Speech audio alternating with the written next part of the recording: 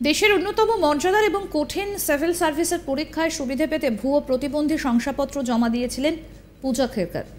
আর তার বিরুদ্ধে তদন্তে নেমে শেষ পর্যন্ত তার পরীক্ষা বাতিল করে দিয়েছে সিভিল সার্ভিস পরীক্ষার নিয়ামক সংস্থা ইউনিয়ন পাবলিক সার্ভিস কমিশন বা ইউপিএসসি।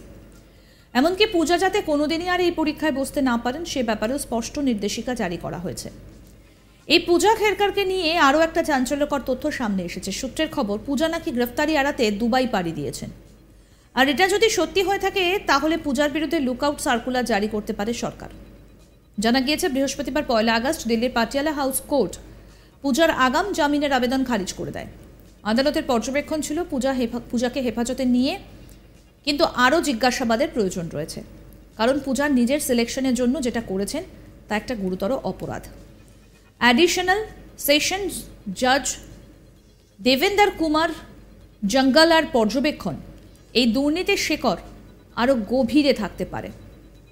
তাই পূজাকে হেফাজতে নিয়ে এই ঘটনায় আর কেউ জড়িত রয়েছেন কিনা বা জড়িত থাকলেও তারা কারা, এই সব জানতে পূজাকে হেফাজতে নিয়ে আরও জিজ্ঞাসাবাদের প্রয়োজন রয়েছে। আর এই বিষয়টা উল্লেখ করেই পূজারা আগাম জামিনের আবেদন খারিজ করে দেয় আদালত। যদিও পূজার সত্যিই গ্রেফতারি এড়াতে দুবাই পাড়ি দিয়েছেন এমন সম্ভাবনা উড়িয়ে দিয়েছে আরেকটি সূত্র, কারণ ইতিমধ্যেই পূজার বিদেশ যাত্রার ইমিগ্রেশন রেকর্ড উদ্ধার হয়নি। একই সঙ্গে দিল্লি পুলিশকে নির্দেশ দেওয়া হয়েছে পূজার এই ভুয়ো প্রতিবন্ধী সার্টিফিকেট জমা দিয়ে সিলেক্টেড হওয়ার নেপথ্যে ইউপিএসসির কোনো অফিসার জড়িত রয়েছেন কিনা সেটাও দেখতে। গোটা বিষয়টিতে খোদ ইউপিএসসির অফিসাররা জড়িত এই সম্ভাবনা কিন্তু উড়িয়ে দেওয়া হচ্ছে না। আর সেটা যদি হয় তাহলে দেশের অন্যতম বড় দুর্নীতি উঠে আসতে পারে। যদিও পূজার আইনজীবী তার মক্কেলের আগাম জামিনের আবেদনে উল্লেখ করেছিলেন পূজা নির্দোষ, এমনকি পূজা নাকি 47% প্রতিবন্ধী।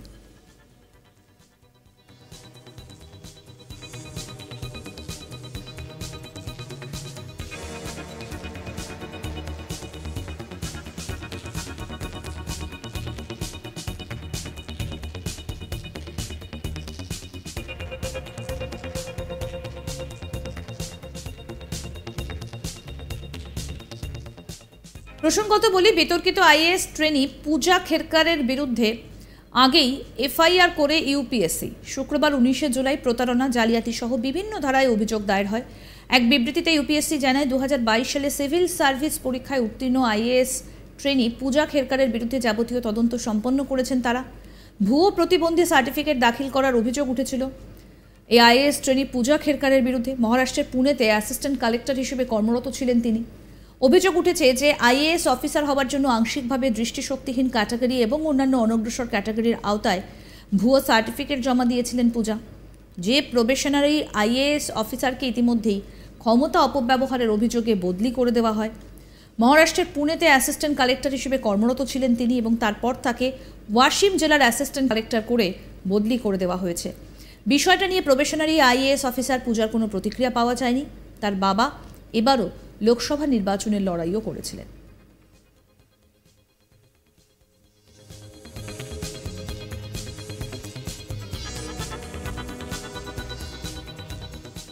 তবে পূজার বিরুদ্ধে অভিযোগের এখানেই শেষ নয়। জানা যাচ্ছে যে প্রবেশনারি আইএএস অফিসার পূজা খেরকারের বিরুদ্ধে আরও অভিযোগ উঠেছে। অভিযোগ উঠছে যে প্রবেশনারি আইএএস অফিসারদের যে সুযোগ সুবিধা পাওয়ার কথা সেগুলো তিনি নিচ্ছিলেন, অর্থাৎ যেগুলো পাওয়ার কথা নয় প্রবেশনারি অফিসারদের, তিনি সেগুলিও নিয়েছিলেন।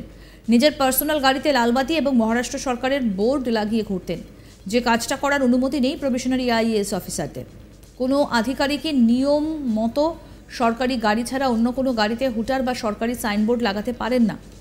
শুধু তাই নয়, অ্যাডিশনাল কালেক্টর অজয় মোড়ে যখন থাকতেন না তখন তার চেম্বারের একাংশ ব্যবহার করতেন। চাকরি পাওয়ার জন্য পূজার বিরুদ্ধে ভুয়ো সার্টিফিকেট দেওয়ারও অভিযোগ উঠেছে। প্রসঙ্গত বলি, পূজার বাবা নিজে একজন প্রাক্তন আমলা ছিলেন। পূজার বাবা দিলীপ খেরকারের বিরুদ্ধে এখন অভিযোগ উঠেছে তিনি পুনের বিভিন্ন জায়গায় প্রভাব খাটিয়ে প্রচুর জমি কিনেছেন। পাশাপাশি সেই সব জমি লাগোয়া কৃষি জমিও কবজা করার চেষ্টা করেছিলেন খেরকার দম্পতি। সেই সময়ই পূজার মা মনোরমা নাকি এক কৃষকের সামনে বন্দুক উঁচিয়ে ভয় দেখিয়েছিলেন।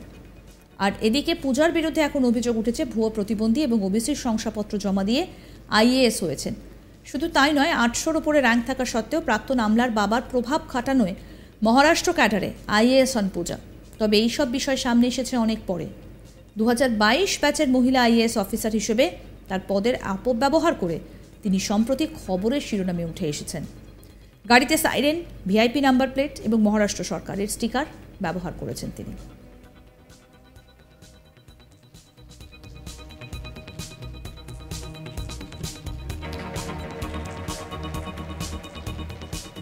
প্রসঙ্গত বলি, কিছুদিন আগে ট্রেনি আইএএস পূজা খেরকারের মাকে গ্রেফতার করা হয়।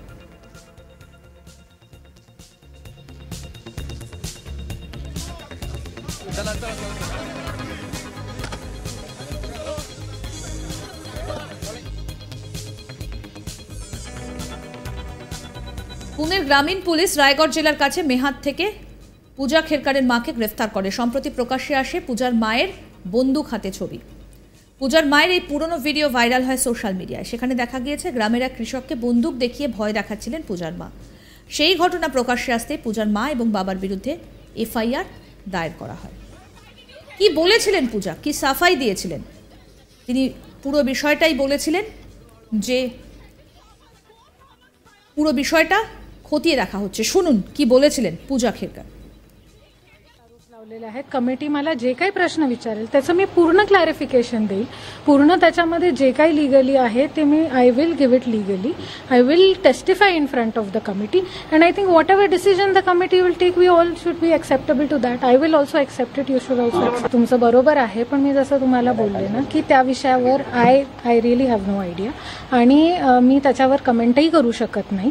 Because you also know I am over here आणि मी इथे माझं काम आहे as a probationer to work here, to learn over here and that is what I am doing.